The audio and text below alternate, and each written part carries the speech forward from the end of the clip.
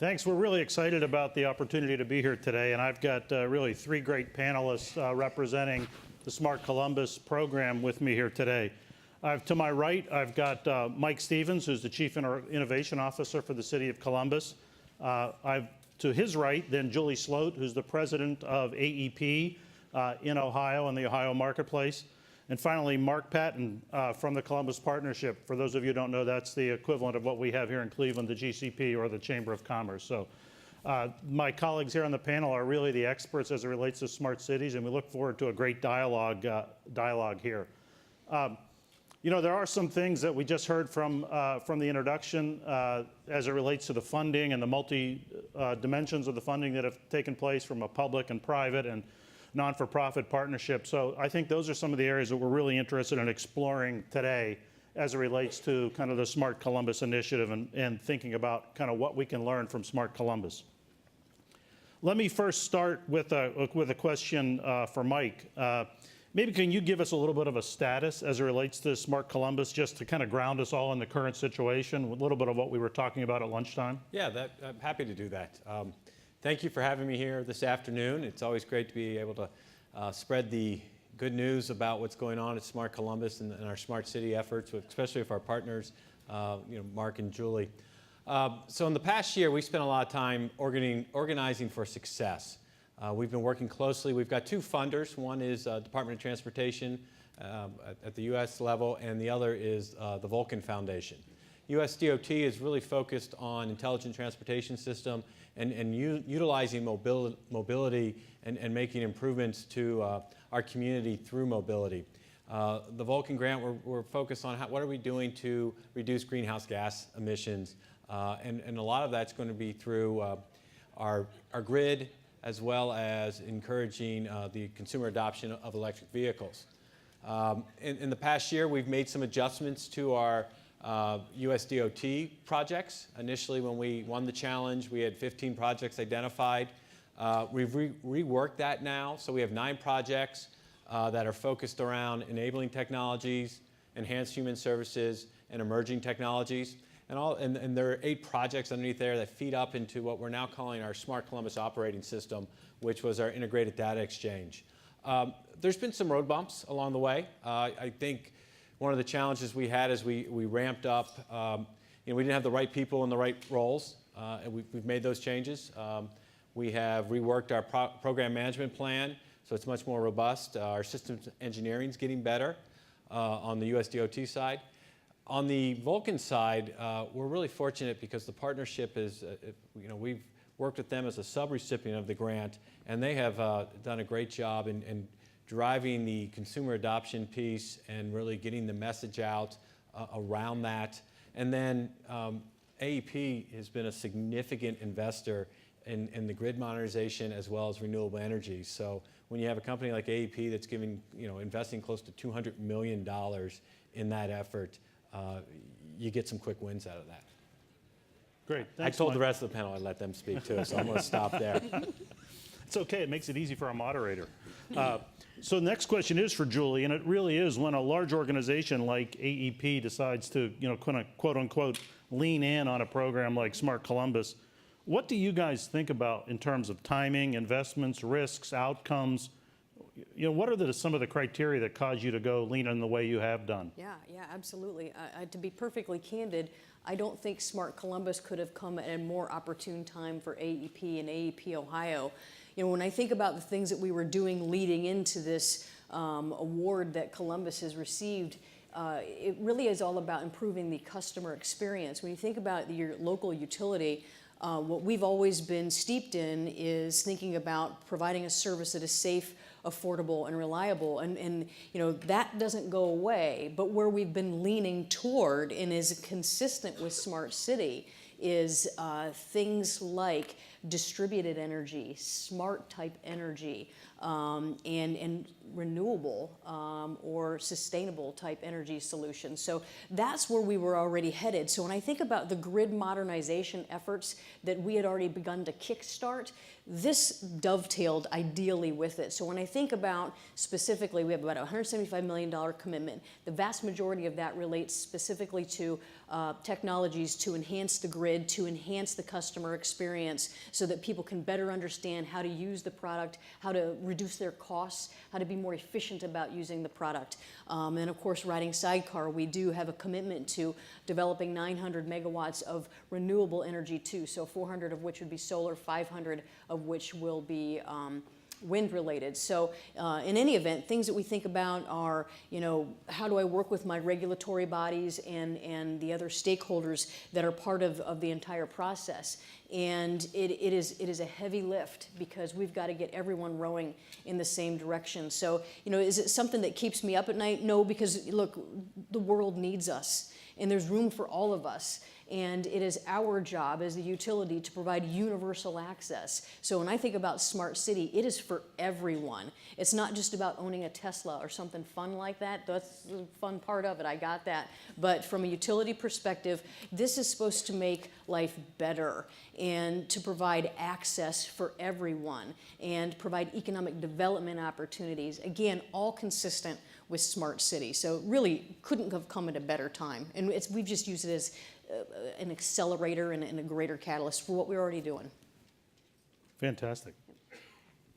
Mark, how about a question for you as it relates to kind of the way that the business community has kind of weighed in Columbus, as well as the kind of the efforts around a public-private partnership to get this off the ground successfully? Sure, thanks. One of the reasons that the people who evaluated the Smart City Challenge have told us that we were selected is a proven track record of public-private partnerships. And that dates back a good 15, 20 years in Columbus. But in this case, it really went beyond just the city and the business community. It really extended into the work that Julie just talked about with AEP, but also into Ohio State with a big educational institution, all really coming together to bring the best ideas and partners together. It's so interesting having been working on this now for a year, and we get a chance to meet with other cities who are looking to do a similar initiative. And when you describe how the partnership works and really at a detailed level, it's really interesting because it's just not something that is operationalized in a lot of other cities. And it's kind of grown up organically about cooperation and trust. One of the things we say is when people enter the room, you leave your personal interest and your business interest at the door, and you try to figure out what's the best thing to do for the city. And that's been the spirit with which we competed, and that's how we're really trying to execute it. Maybe just digging a little bit deeper into that, Mark, was there somebody 15 or 20 years, was there someone who was a catalyst behind that to really kind of unburden the community from all of the vested business interests and to be able to look at it, holistically? Yeah, that was me. No, I didn't even live there. No, it was interesting. The history goes back to really Les Wexner and John Wolfe, who was with the dispatch group. And as I understand the story, a prior governor had said, why don't you guys get together and talk about things you might do working together? And as Les often tells the story, the group got together for a long time and just to discover whether or not they liked each other. And it was really over a course of the years that they built up trust and started looking at things. It wasn't quite as directed as you might imagine. It really grew up more organically. And as the group has expanded, it originally was a pretty small group, maybe 6. Later grew to about 12, and today it's about 60 organizations. But like many things, not everybody participates equally, but it's a pretty focused group on initiatives that really matter to the success of the city. And from an economic development standpoint, we're really proud of the results and certainly proud of what we've gotten this far with smart cities. Great, thank you. Well, given you mentioned a little bit about Ohio State as well, and I think they're the largest employer in the in the county and in the area. I want to kind of ask this maybe to you, Mike. Tell us a little bit more about the kind of the academic relationships that you've got going on at Ohio State. So as we've been advancing this effort, we've been engaging, not only with the senior leadership, the executive leadership at Ohio State, but we've been working with folks at the Transportation Research Center, which is heavily involved, which has a heavy Ohio State component. We've also, the Center for Automotive Research has been involved as well around the mobility piece. And then one of our colleagues who unfortunately is leaving and going to the school up north to run an automotive research center up there, Carla Balo, has done a great job in engaging us at the faculty and college level to make sure we're bringing in faculty that can help with research and identify support there. That's Ohio State is a huge institution, and I've learned a lot of, I've got my undergrad and graduate school there. I've learned more in the past 6 months about Ohio State than I did in the 6+ years I was there. So it's been very helpful, and we're working through that. One of the things we did in this partnership is, AEP has someone on site as part of our team in with the program office. Ohio State has seen that model and the success behind it. They're identifying someone to put in the office as well. So I think that we're going to see a lot more coming out of Ohio State. Good. Talking about AEP and the success of kind of getting someone into the program, Julie, what are some of the other kind of maybe success factors that you would share with others from kind of a regulated utility perspective as they approach smart cities in their communities? Yeah, I think is very much a collective effort. And we're pioneering in the sense that at this point we're looking at a period of definition, because let's just look at even vehicle charging infrastructure. There's a question whether the utility should be able to be involved in that investment, and to what extent. Is it just the make-ready work? Can you actually own the charging stations? Are you allowed to earn a return on those charging stations? So it becomes back to the cost to the customer, but and how's that socialized? And also, again, just the traditional financial implications associated with that. So what has been tremendously helpful to us is, having the flexibility to say, maybe we just try it this way. So like right now, for example, we have pending at the Public Utilities Commission an opportunity to offer a rebate program to folks who are interested in a limited number of DC fast chargers and level 2 charging stations. And so we'll see how that ultimately plays out. It's not approved yet. But to get to that point, I got to tell you, it took a lot of conversation. So I think having those relationships and being open to the fact that, look, you've got to partner with people in different organizations that you may not know today, but you're going to need to get together with them later. That's critical. I can tell you that the Columbus Partnership has been tremendously helpful in terms of having those conversations with stakeholders, because again, this isn't just about the utility. This is about all of us. And again, I keep going back to this notion, the world needs all of us to work together, and there's a lot of room for all of us to play and participate.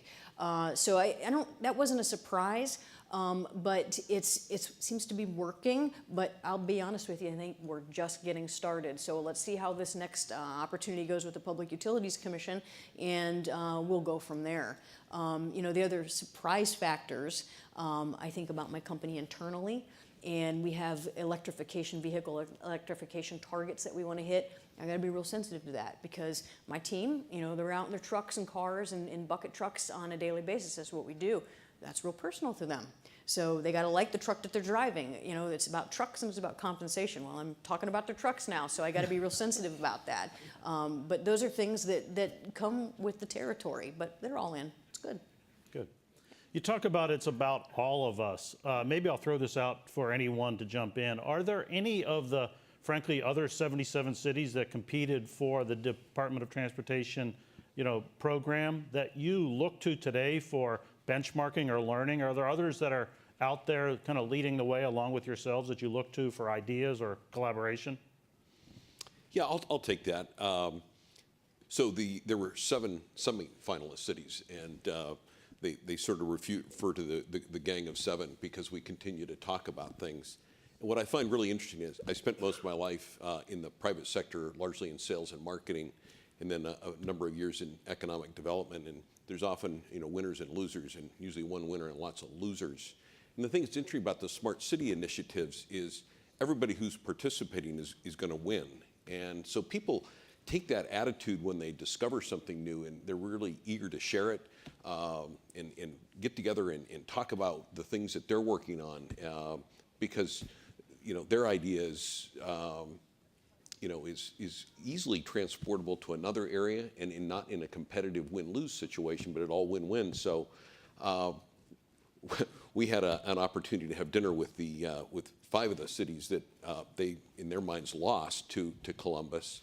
And they were a little bit hostile, to be honest with you, as we started the dinner, because in their minds they were much further along on the path to becoming a smart city. And we didn't really dispute that. It wasn't really necessarily the reason that we were selected.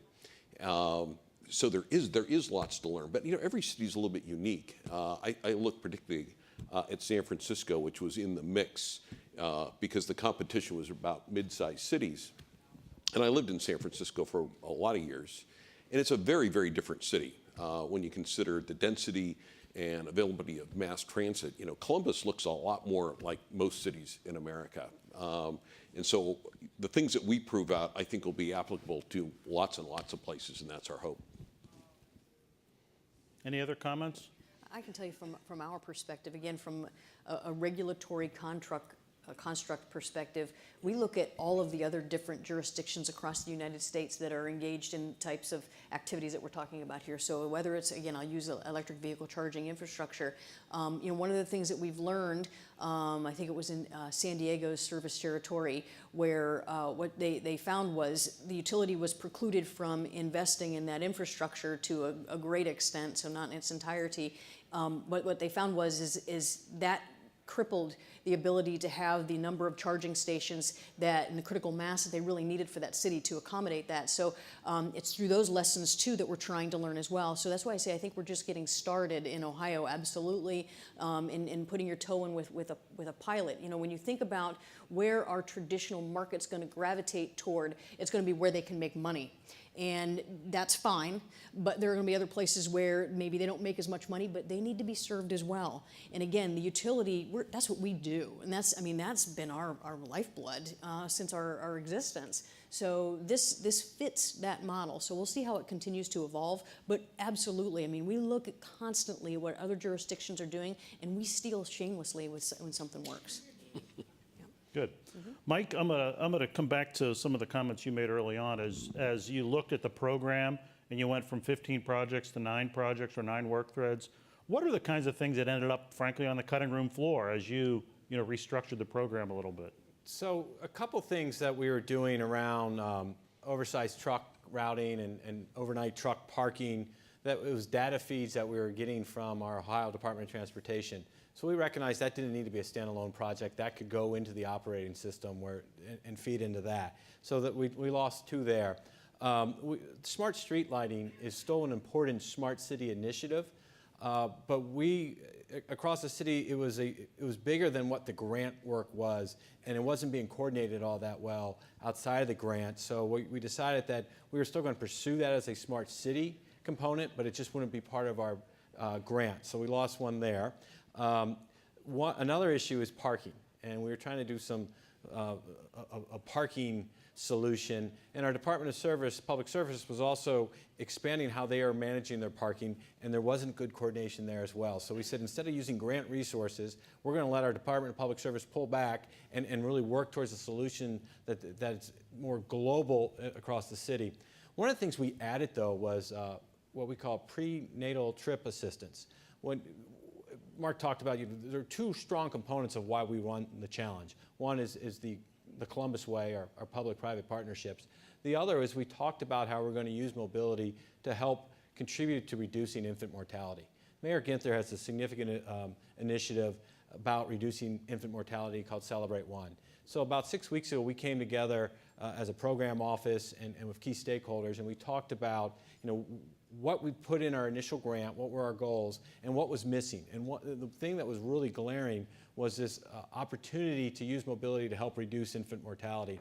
So our Celebrate One partners said, the challenge is our Medicaid moms that are expecting, they can get their transportation to them from the doctor's office paid for, but it could take 9 hours for a reliable round trip. We need that solution. So we added that to the program. And I'm trying to think what else did we drop. I think we had a delivery zone availability in the downtown that just we weren't going to be enforcing it. It seemed like it was more of a distraction versus a solution to really, use mobility. And Mayor Ginther talks about mobility being the great equalizer. What can we do around some of these projects that we're out working on, whether it's autonomous vehicles or connected vehicles, our operating system? How are we going to actually use all that to raise up some of our opportunity neighborhoods? Okay, good. Again, a kind of a question for the entire group. Given some of the collaboration with Vulcan, with Ohio State, with AEP, and obviously the publicity that the city has received as it relates to, the entire initiative, who are some of the other partners that, maybe you're able to talk about and what they bring to the table as it relates to, the Smart Columbus initiative? Well, gosh, I'll give a shameless plug really to Deloitte. Early on, we were having a tough time figuring out what was our North Star, where we were trying to go. And in December, they assembled a group, and I frankly had very low expectations for the meeting. But it was hey, being honest. But it was a great session that got us all thinking about where are we trying to go. And then they gave us a lot of work on really our integrated roadmap. Through that work, we expanded our view of our integrated data exchange into this Smart Columbus operating system. So they've been, and quite frankly, I'll leave other names out, but we had other people helping us that maybe were helpful for a bit, but really not over the long term. So it's been a great journey and great learning, but Deloitte's really been a helpful partner for us. Well, thank you. I'm going to throw it out to the group just on kind of lessons learned or advice that we'd like to kind of give our audience here today as things for them to take away from the session. Let's start here. I think anytime you go through one of these challenges, and they seem to be more popular nowadays, is be aggressive in trying to win the challenge, but also make sure you have a team thinking about, okay, what are we going to do once we win? How are we going to implement that? You hear about elections, and each candidate has a team that's focusing on the transition. I think it's smart. You don't want to get too far ahead of yourself, but have a plan in place on how you're going to implement that, so when you win, you can hit the ground running. Julie? Yeah, from our perspective, I kind of touched on this a little bit already, but in advance of applications or conversations that need to take place so that you can effectuate the investment or the change that you want to make or have occur, working with your partners and calling on your friends. You probably have more friends than you know of, and again, like I mentioned, Columbus Partnership has been incredibly important above and beyond the traditional stakeholders that the utility deals with, but even members of your General Assembly. I talked to Mike's team, and they were at the ready too in case I needed some additional reinforcement or backup. So we were trying to be as strategic as we could about that, but again, it's for all of us. And therefore, it takes all of us to make these changes occur. So if you can have as many voices with a consistent message, which is really hard with Smart City, because I think Smart City has a different definition for anybody you ask. So that's also critical. At least from utilities perspective, we kind of knew what we were doing and had to get the groundwork going. But I'd make sure you call on your friends. Yeah, I would say when I look at the cities that competed and that were not selected, none of them stopped. They've all pressed along as aggressively as if they had won. And we often talk, and there's a lot of great cities in this room that have smart city things going on, but I would say to the ones that haven't started yet, get started. I think we're really lucky to have had a mayor that had the foresight to say, hey, let's go after this. Because once you start understanding the impacts across the workforce and job creation, you've got to be in this game. You've got to be thinking about how that plays out for the companies in your regions, your schools, and the like. So get a team on it and get focused and probably do it in a partnership. Great. Well, I wanted to really thank our panelists, Mike, Mark, Julie, here today. Thank you as an audience. It's fantastic that this group is together here in Cleveland, and thanks to the Meeting of the Minds leadership team for the opportunity to discuss this today. So please go back to your home cities and get energized. We do have one final little audience participation piece here, though, for you as we get ready for a big football game in Columbus this weekend. So, OH. I-O. All right, thank you.